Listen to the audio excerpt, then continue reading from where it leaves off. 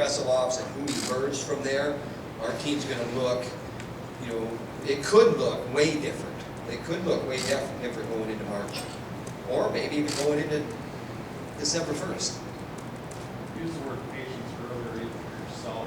Do you have to ask fans to be patient? I don't think so. I think it's one of those things where our fans have expectations and they're the same as what our expectations are, and that's a great thing. I mean, we have a lot of great ingredients with the administration, the fans, the coaches that we have coming to work here, you know, and then we're having some great conversations with some donor fans about a facility, and we evaluated our program 2 years ago. We've addressed recruiting. Ryan Morningstar's done a great job there, and now that facility along with the Hawkeye Wrestling Club is a final piece. So a lot of good things going on there. And are the fans going to be restless? Well, yeah, if you're not performing. And we haven't performed before, and I don't think any coach that's ever coached here has ever been satisfied. And I think Gable, you know, maybe started that never satisfied, you know, play on words or whatever you want to call it, and we're never satisfied. Can you touch on more details of the facility? We are studying a location right now that's adjacent to the arena, and when I say adjacent, it is part of the arena. That was important to me, and we're going from there. And we're in great conversations, like I said, with some people about it, and it's important. It's important because our facility downstairs is 34 years old. It's not top 10 in the country anymore. It's adequate. We get by, and it's more than that because, you know what, we have what we need, because as coaches, we know what we need. We're going to make sure of it, our administration, make sure that we have the resources. And right now, they've committed to get to the next step, and that is a new facility. Tom, is that where college wrestling is right now, with what Penn State is doing, what Ohio State is doing, all these other top-ranked schools? We actually have to keep up with the Joneses, so to speak. I don't look at it like keeping up with the Joneses. I look at it like what's essential and how we have evaluated what we need going forward. And we need it. And you could say, Brandon Sorensen, he's a lunch pail guy. He doesn't need a new facility. All he needs is a mat and a little bit of heat with a roof over his head, and he'll be just fine. But you know what? Bottom line is that's not how the guys that we're trying to get in here, that's not how they think. And we need to show the future that is about winning national world Olympic championships, the best kids in the country, the best athletes, wrestlers in the country. We need to show them that we are committed to them and their well-being through this basically process. And you know, it doesn't matter how Brand's trained in his methods. It's 34 years old, and 34 years old is 34 years old. It's time. You talk about being satisfied for the fans. What will it take to satisfy you as the head coach? What does this team have to do? Well, first of all, satisfaction to me is an ongoing process. And that process right now, when you walk in that room, because of the life and the energy that you see in there, it's taking care of itself. But now you have to perform also. And then you know what? If you don't perform, whether it's individual or team-wise, you go back to work and you keep working on it and at it. And when you have individuals that come to work that way, then you're going to cover a lot of ground. You're going to make up, you know, a lot of what, you know, you're talking about there. You know, being never satisfied. Well, we're going to keep working toward that ultimate satisfaction. You know, what is that? That's 10 national champions. Just because you're ranked 7th or 10th or whatever you are, or Marinelli's case, he's ranked 11th or 16th, that doesn't mean that, you know, that's all I can do. And if I wrestle and I get upset or whatever, that doesn't mean that that's all I can do. After that, there's a lot you can do.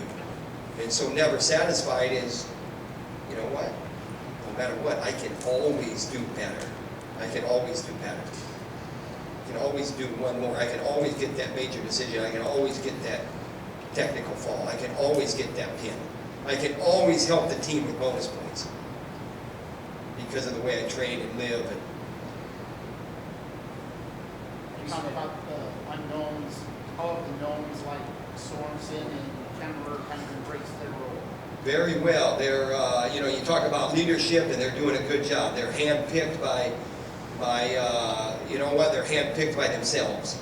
They're the leaders because of their credentials, and they bring the same kind of life into that room that everybody else does. They might have a little bit different method, but they bring that same life. And when you look at, you know, the things that are going on in that room with the dialogue that we're having, to your point, of the facility, and the dialogue about the unknowns and how we're moving forward there, and then you talk about Thomas Gilman, who he won a silver medal in the World Championships. I mean, that's energy in our room.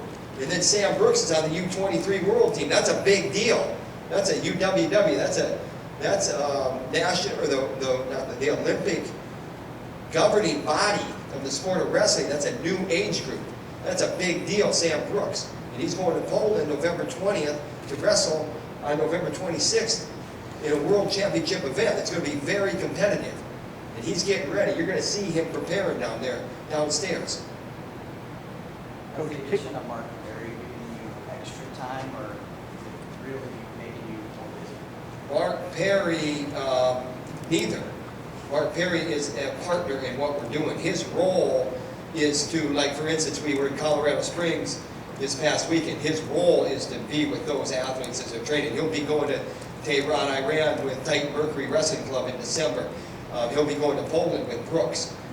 So now Brooks has a coach that's going to go along with him in season, where when it was in season, it was tough to go. I know my brother went to Krasnoyarsk once over the last 7 or 8 years since he's been here, but now Mark Perry, he will go to those winter tour dates. So it's an addition, it's a partnership, and it's what we needed, and it's one of the completing pieces to what I'm talking about.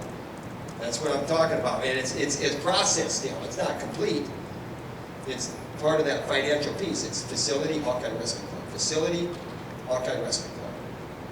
Coach Kimmerer won 33 matches as a freshman. Where have you seen him improve or progress since we saw him last in St. Louis? We've seen him mature. We've seen him lead his class, which when you look at Cash Wilkie, when you look at Joey Gunther, when you look at Vince Turk, the way that they're coming to work every day is better. Their maturity is showing, and they know that they have to pick it up and get on par with Kimmerer, and he's raising the bar even more. So his change is maturity, and his change is, you know, it is maybe knowing when he's coming to work, it's maybe about more of a leadership role. Wrestling's a funny sport, though. You know, you got to take care of number one as well. Tom, consider Spencer Lee as a true freshman. This whole team is so young. Why not just redshirt? Why not just wait to Because Spencer Lee is a unique individual. He's a competitor from the word go, and you do what's best by the individual, and we'll certainly do that. And in Spencer Lee's case, it might be the best thing for him to compete and not sit him, not put him on the shelf. And not that he would get dusty, you know, using a metaphor there, but it might not be the best thing for him. But we're going to be very careful with what we do. I'm going to tell you something. He's fun to watch. He's entertaining. He brings a lot of scoring energy, a lot of boom, boom, boom, and that's very refreshing for our fans when they know that, when they can get excited about something that they maybe haven't seen a whole lot because he wasn't in the wrestle a lot, and a lot of his workouts are controlled right now. But use your imagination there and look at how I talk about our individuals, and I'm usually very, very conservative and reserved. And I just describe Spencer Lee as boom, boom, boom. And I'll tell you what, when he goes in there, he's smiling, he's having fun. He'll tell you in his words, it's an awesome experience. This is awesome. And he's growing every day. What's the timeline on when we might see him in competition? We'll see him soon. Don't know him specifically. We'll see him at Midlands, and then we will make decisions. We will make decisions going forward. You know, our pre-New Year's schedule, you know, we're going to need our best team, but it's very, very possible and probable that we will not have our best team when we go to Rutgers and when we have Illinois here on December 1st. It's very possible. I'm not overlooking Ryder and the Iowa City Duels, Buffalo, and North Dakota State, but you know, when you look at our, you know, Rutgers, they're making a move a little bit. They're excited there, and we're going to be there. And we were at the facility that they compete at a couple of years ago, and you know, they're excited about their program, and it's going to be a hornet's nest. They'll make sure they make it that way. So we got to be ready, and we'll be ready. But will we have our best lineup? That's what I'm talking about with those unknowns. I'm not sure we will, and probably not. Same process Warner, a little bit different than Lee, but you know, he's.